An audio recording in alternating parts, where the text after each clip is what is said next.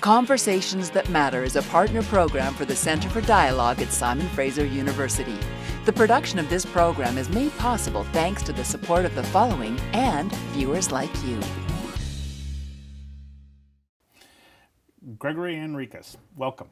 I want to start off by asking you your book, Citizen City. What exactly is a citizen city, and what role does architecture play in the development of that? And can it do it alone, or does it have to work with other agencies?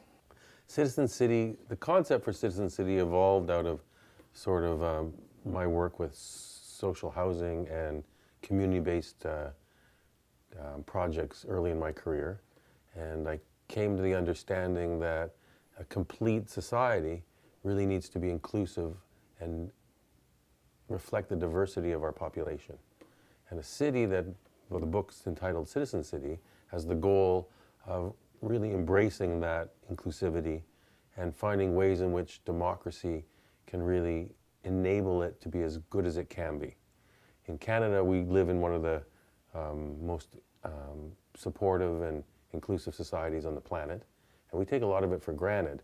But at the same time, it's very fragile because of the nature of globalization and the nature of the forces that come in from all over. So the goal of Citizen City is really to start to talk about how our physical environment reflects the nature of our society and how we can nurture it to make sure that the urban environment is something that allows everyone to feel at home in.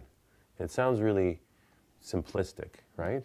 But coming from working with marginalized populations, you start to understand that the sense of place that we feel as privileged Vancouverites isn't always the same as people who've had more challenges.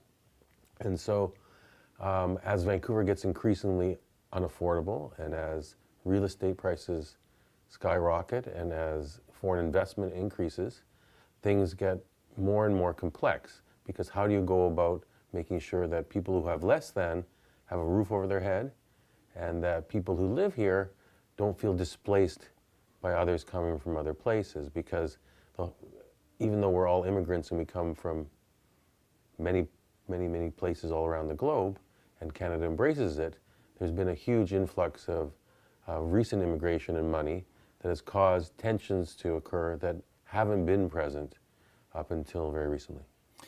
Addressing that, though, is quite a multi-layered and complex set of issues, is it not?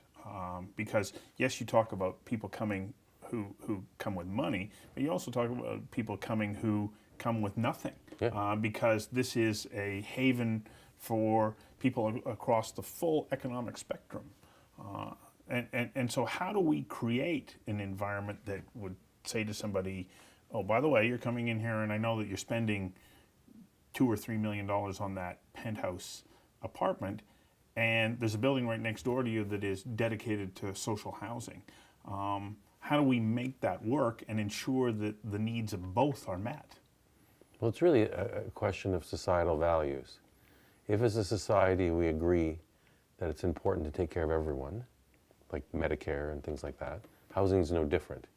And we've elected a vision government municipally who's very supportive of creating affordable housing.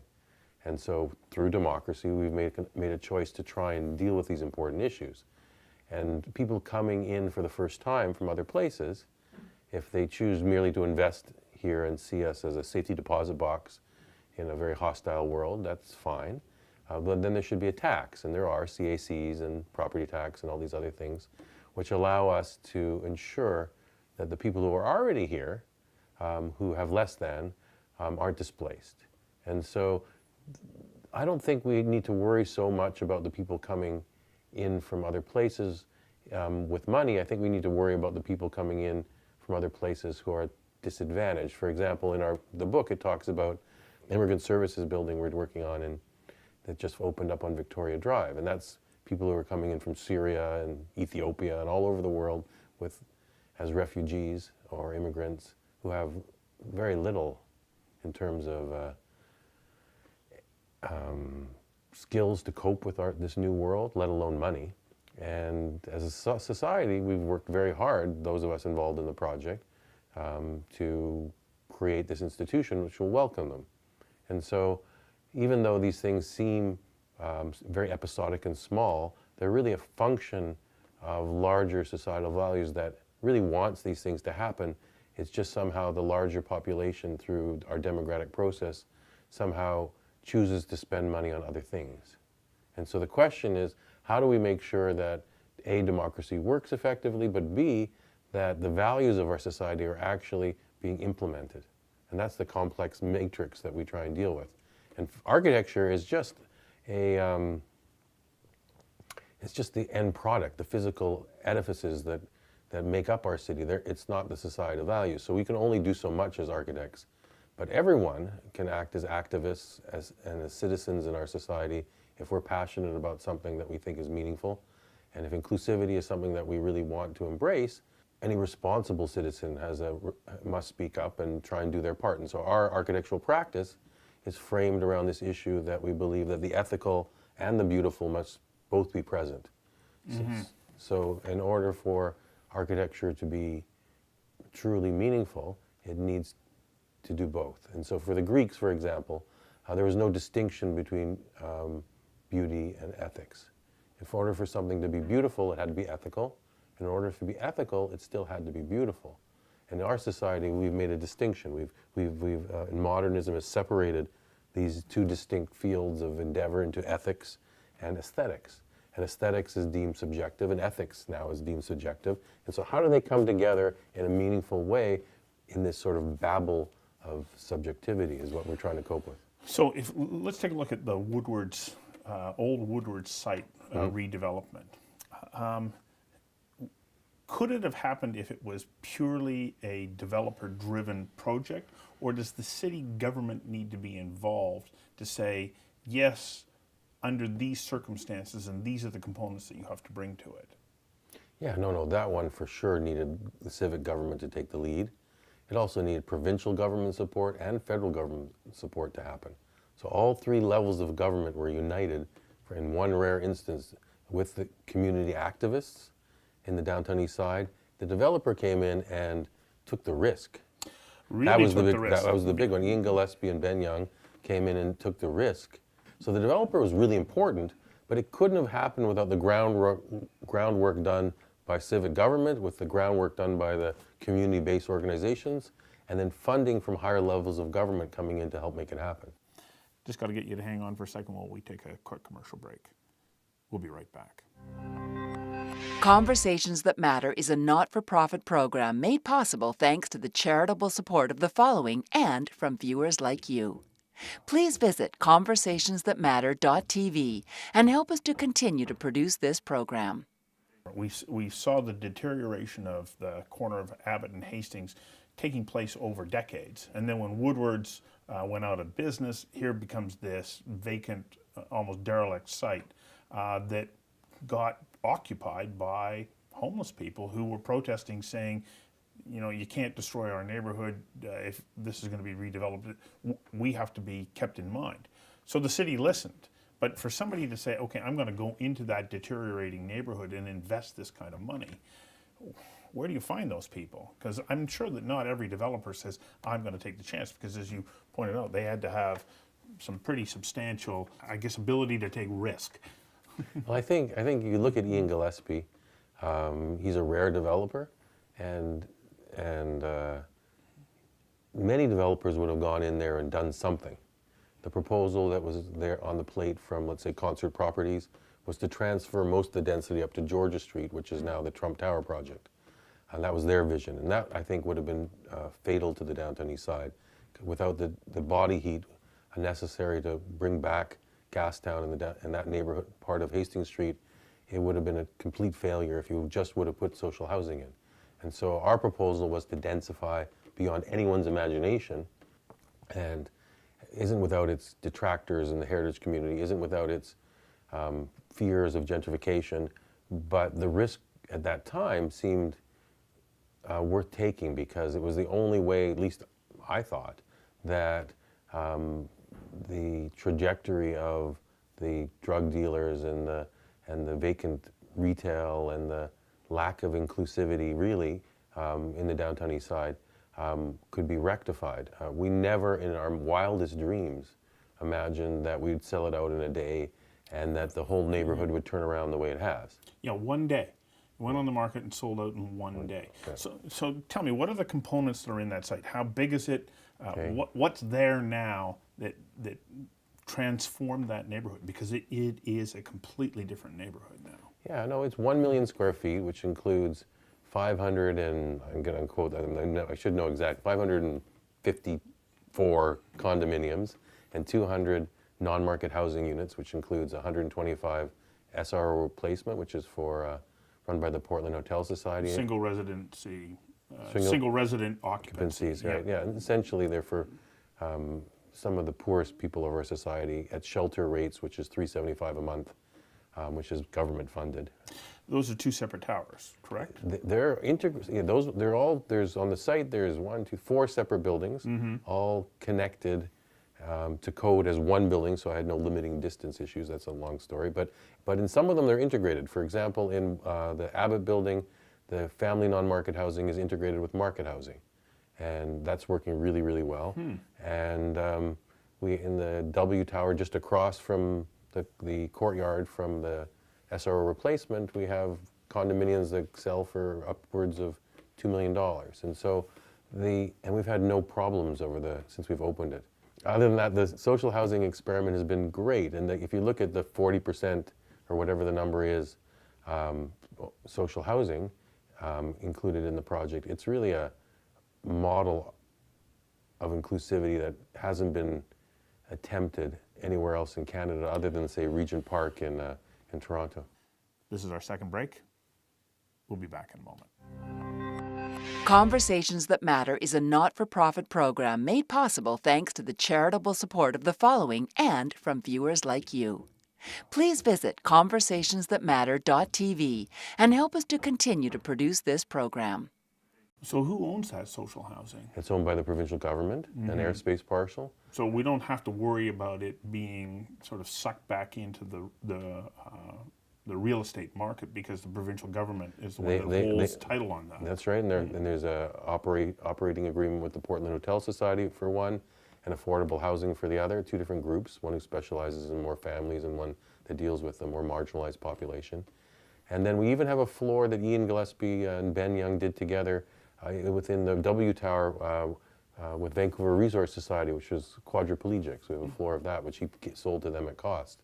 And also included on the site is the first bank, drugstore, food store, dentist, to move back into the neighborhood in a generation. And SFU is in there as well. SFU, Center for Contemporary Arts. That was an important piece of the puzzle, not only for the marketing component to sell the condos, but also in terms of sort of what we call the Bohemian Index, trying to be the youthful bridge between the market, the non-market, and the diverse population that inhabits the site every day. We even have the federal government went in there with the Attorney General's office and a bunch of other little things, and National Film Board put their Western campus out there, and so the list just goes on and on and on. We also have a handful of nonprofits that the city put into the old Woodwards building, as well as the housing center and a bunch of city offices. And then you've got that open space in between the drugstore and atrium. The atrium, Yeah. where I see that there's a basketball hoop and there's people in there actually using that quite a bit. So when we take a look at this project, it's been a success unto itself, but it's also had an effect on the neighborhood and in gentrification. Has it moved too rapidly on the gentrification, and is that then putting pressure on the very neighborhood that you hope to assist? Like, are you a victim of your own success there? For sure, and the issue was dealt with very quickly by the city. They put in place a new Downtown Eastside plan, which was adopted, I think, a year and a half ago or something like that.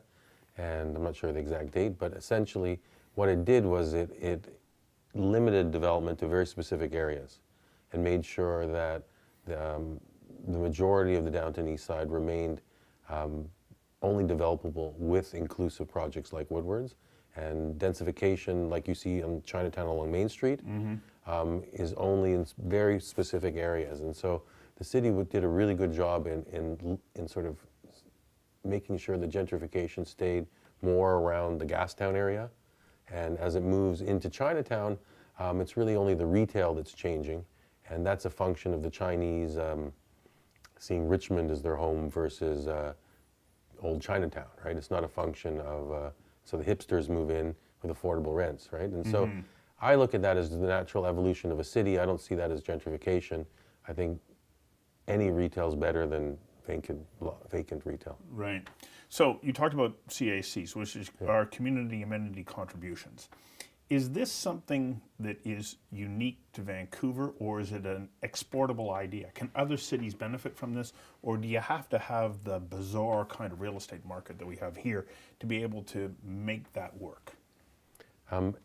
Most cities have some form of levy, be it permit costs or different ways in which to extract something from the developer to compensate them for the infrastructure costs and things like that in building a project. Things like CACs, community amenity contributions in Vancouver, are really one of the more progressive means in which to make sure that the city has the ability to cope with the changes occurring. Toronto has, I think it's called Section 37. These are only come into effect with rezonings. When a project is taken from an existing zone to a new zone, and which is what we do exclusively in our office. We usually upzone it. We don't downzone it. Yeah. There is a incremental amount of density that's being added. So let's say it's 100,000 square feet, and depending on where you are in different parts of the city, that has a value, anywhere from $100 to $300 a square foot. Yeah. The city extracts 75% of that land value, just the land value component, and uses it for things like affordable housing, daycares, a whole series of different parks, all sorts of different public initiatives that wouldn't be able to be funded using property taxes alone. And so this is a fabulous mechanism that works really well here because of the incredible value of our real estate. In other places, like Toronto, I think it adds up to somewhere between 12 and 17% of the lift, which is much smaller. So for example, I think Torontonians are getting the short end of the stick compared to Vancouverites in terms of the benefits that come out of the developers' increased in density. The developers are really realizing over 80% of the value of that land increase at no cost to the developer. So the reason it's not 100% is there's always risk involved. I wish we could just keep going, but unfortunately I got to take one last break. We'll be right back. Conversations That Matter is a not-for-profit program made possible thanks to the charitable support of the following and from viewers like you. Please visit conversationsthatmatter.tv and help us to continue to produce this program. So I've heard some people say this leads to spot zoning, and what's the concern around that? Why are people so concerned about it? Yeah. Okay, I adore spot zoning. I believe that it's an important part of our planning policy because it allows a very specific solution to occur on a very specific site with often a very specific program, like Woodwards, for example. Like how could you have zoned for Woodwards to occur? No one could even imagine that occurring. I kept all these different groups came to me and they wanted to be in the project, and I kept drawing them all in, hoping half would stick, right? And they all stuck. But my point is that without that ability to rezone this with that specificity. I'll say that again. And without being able to rezone with that specificity, you end up with things like the Cambie Corridor. And the Cambie Corridor, while it's a really good idea, and it's, I don't know, you probably watched it being developed. You have these 4- and 6-story buildings sort of trouncing along a Cambie going all the way along. There's an incredible repetition to it. Right. And a monotony, I'd say an uninspired monotony. Which seems to be out of keeping with this Vancouverism approach to design. Yeah, I don't know. I think Vancouverism is a whole other discussion. I saw that on your list of questions. But I think it's very in keeping with Vancouverism, in my opinion, in terms of what I understand it to be. But I think it's the only way the city could cope with the amount of densification that's required to rationalize the Canada Line cost. And so it made sense. My point is that decisions like that are good, but you need in your back pocket the spot rezoning as well. So if we can do larger community plans, we can do station area plans for specific zones around SkyTrain stations and things like that. Those are all really good to think ahead, but leave open the spot zoning, the ability to do it, because A, it'll bring increased revenue, but B, more importantly, it'll allow for exceptional things to occur, which I think are important as well. So I just want to wrap up on one concept that you brought up, and that was around an architect being like, yes, there's the structural side, there's the function, but there's also the artistic, the poetic, the advocate side role of architecture. Where do you see us going in the role of architects in the ongoing development of our city? Well, I think there's a real sort of malaise in our profession where we've become service providers or we've become commodities for marketing. And so you have on one extreme, you have star architects, which are really no different than brands like Yves Saint Laurent, things like that. And developers use them as part of their arsenal to help with the marketing and the sales. And they get usually something quite fabulous and idiosyncratic and unusual. And the novel or the Disneyfication of architecture is a commodity. On the other extreme, you have architects who are very much like any profession, lawyers or accountants or anything like that, and they provide a service where they're just executing the wishes of others. So it could be a school, it could be a developer-driven project, and my feeling is that every profession, and especially architecture, because it has such an important role to play, has in the hinge, the space between the community, the government, and the development community, needs to take a more active role in articulating options for society to explore. And so as an advocate, we put forth ideas around everything from bike lanes to ending homelessness to ways to deal with immigration to sort of complex mixed-use projects that can really make sure the diversity we all desire is embraced. And that role, I think, is something that architects are very well trained for in terms of the arsenal of skills they have to represent these ideas in physical forms. Because people have a hard time with abstract concepts. You can say you want an inclusive society, but what does that really mean? How does that actually translate? And that's where the controversy occurs. And that's why things like our stopgap housing didn't occur, was because people didn't want these encampments of homeless people institutionalized in their neighborhood. They weren't up for that much inclusivity, right? And so testing those boundaries is part of the role I think the architect should play. Well, I appreciate that you are impassioned by this and the contributions that you're making, and thank you for coming in and doing this. Well, it's a pleasure. Thank you for having me. It's an honor to be here. Thank you.